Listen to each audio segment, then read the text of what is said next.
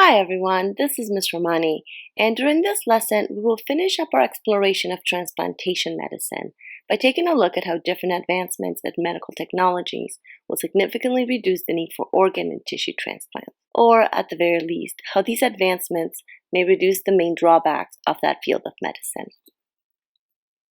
Because as amazing as it is that an organ or tissue can be moved from one person to another in order to improve life quality or save a life, organ transplantation is often used as a last resort treatment, and that's due to the challenges involved with this medical procedure. In particular, the need to match tissue types, the risk of rejection, even when tissue types are matched as closely as possible, and the low availability of organs and tissues. As you learned in the previous lesson, even when a patient is lucky enough to find an organ donor that matches their tissue type and to successfully survive transplantation surgery, the patient must take immunosuppressant drugs for the rest of their lives in order to minimize the risk of organ or tissue rejection. And these drugs can make the patient extremely vulnerable to pathogens and cancers. Also, there are logistical challenges when it comes to performing this life-saving surgery, even if an organ is available. And that is because an organ becomes available without warning, and the organ needs to get from donor to patient in just a few hours, or else the organ dies. A heart, for example, is only viable for as little as 4 to 6 hours. So the future of transplantation medicine involves using medical technology to find ways to reduce the risk of rejection and increase organ and tissue availability. Some of the ways that medical technology can help that we will briefly explore are artificial organs, regenerative medicine, 3D printed organs, and genetically modified pigs. And there are over 4,500 people waiting for an organ donation in Canada. And sadly, about 260 of those people waiting for a transplant will die every year. That's about 5 deaths per week, or 1 death about every 30 hours that could be saved if they had a viable organ. So, artificial organs could provide a patient with the time they may need to survive until an organ becomes available. Artificial hearts, for example, may sound like science fiction, but they've actually been in clinical use to help heart failure patients for more than 35 years. Back in 1982, a Seattle dentist named Barney Clark became the first human to receive an artificial heart, and he survived for 112 days on that heart. Since then, technological advances are making it possible for patients to survive a very long time with artificial hearts. There's even a patient who survived for 4.5 years with an artificial heart. Unlike a donor heart, artificial hearts are not restricted by blood type or antibody levels and are therefore not at risk for rejection. Some artificial hearts are attachments that are attached to the patient's own heart to assist their ventricles, which are the chambers that pump blood out of the heart. Some actually replace parts of the heart, usually just the ventricles, and some replace all 4 chambers of the heart. The artificial heart is monitored and pumped by an external machine called a driver, which produces pulses of air and vacuum to help pump blood in and out of the ventricles. And both the machinery and the rechargeable batteries that keep the heart pumping can be carried in a small pouch or a small backpack. And for those of you who are interested to learn more about artificial hearts, I have included a couple of video links for this lesson that showcase the story of Andrew Jones. Andrew Jones is known as the bodybuilder without a pulse because, one interesting thing about artificial hearts is that people with artificial hearts do not have a pulse. Another medical technology that is currently making enormous advances is that of regenerative medicine. Regenerative medicine uses a type of cell called a stem cell that doctors can obtain from the patient in order to grow new tissues and hopefully in the near future grow entire organs. Stem cells are undifferentiated cells, that is, cells that have not yet specialized, which means that they have the potential to become many different cells in the body. There are a few sources of stem cells throughout our bodies, for example, in our bone marrow and in our fat. These are called mesenchymal cells, and they can differentiate into a few different cell types. Another type of stem cells, called embryonic stem cells, can differentiate into any of the 200 different cell types in the human body. These cells can be obtained from the innermost cells found in the 5 to 10-day-old embryo called a blastocyst, but can also be made in the lab from skin cells through a special process that basically resets the skin cells back into an embryonic state. Currently, regenerative therapy is being used as a treatment for some conditions by treating patients with their own mesenchymal stem cells. For example, there are doctors working at the Mayo Clinic who are treating patients with osteonecrosis of the hip using this type of medicine. Osteonecrosis basically means the death of bone material, and it is sometimes caused by chemotherapy cancer treatments. Doctors take bone marrow concentrate from the patient's hip and then deliver the stem cells into the dead bone. This procedure is done to reduce the pain the patients with osteonecrosis feel, but also to regenerate the dead bone tissue.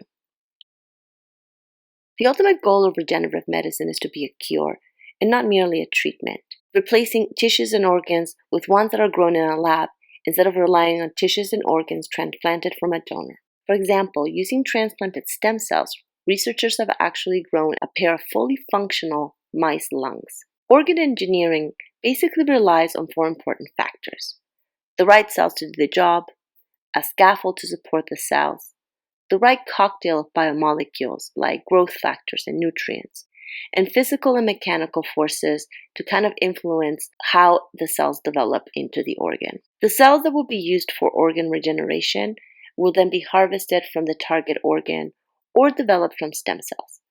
Both these cells will be grown in a lab after being removed from the patient.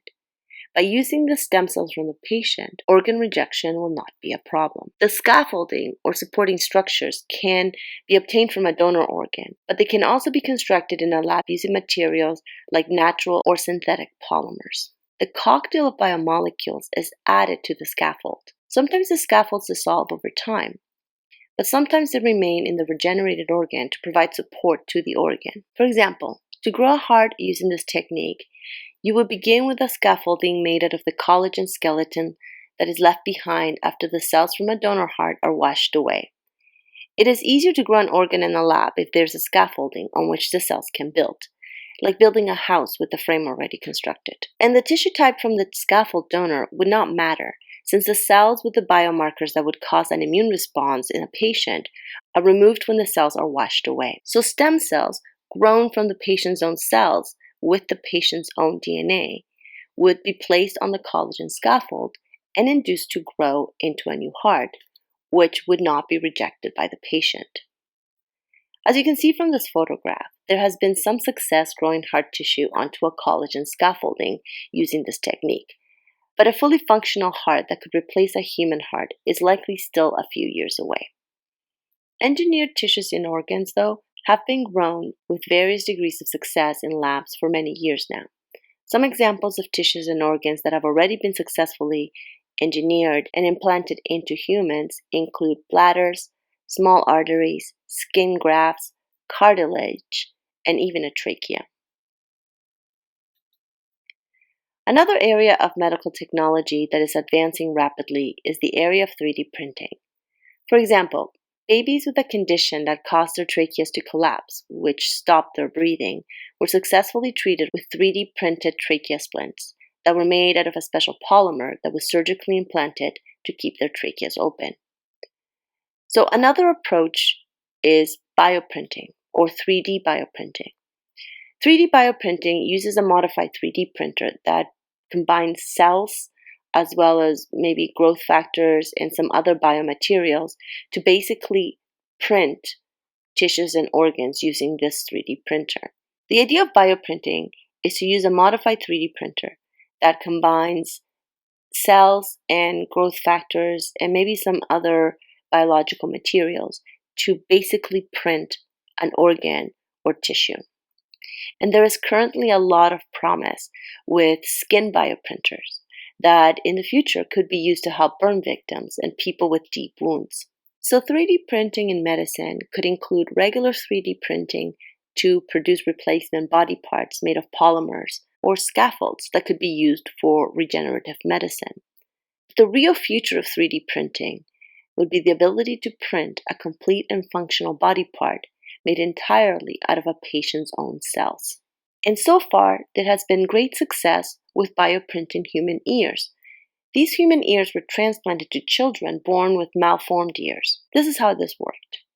The researchers created an ear-shaped mold by modeling the children's ears using some 3D software and then sending the model to a 3D printer. That mold was made out of a biodegradable material and covered in tiny holes. Scientists then took cartilage cells from each child's deformed ear and used them to fill in the mold's holes. Because the material was biodegradable, over the course of a few months, the cells began to grow in the shape of the mold, but started to replace the bits that had already degraded. And eventually, the entire mold was replaced by the child's own cells. So once the children's cells had replaced the biodegradable molds, the ears were surgically attached to their heads. And last, we have genetically modified pigs. Researchers all over the world are using gene editing to create pigs that could provide organs to save thousands of lives.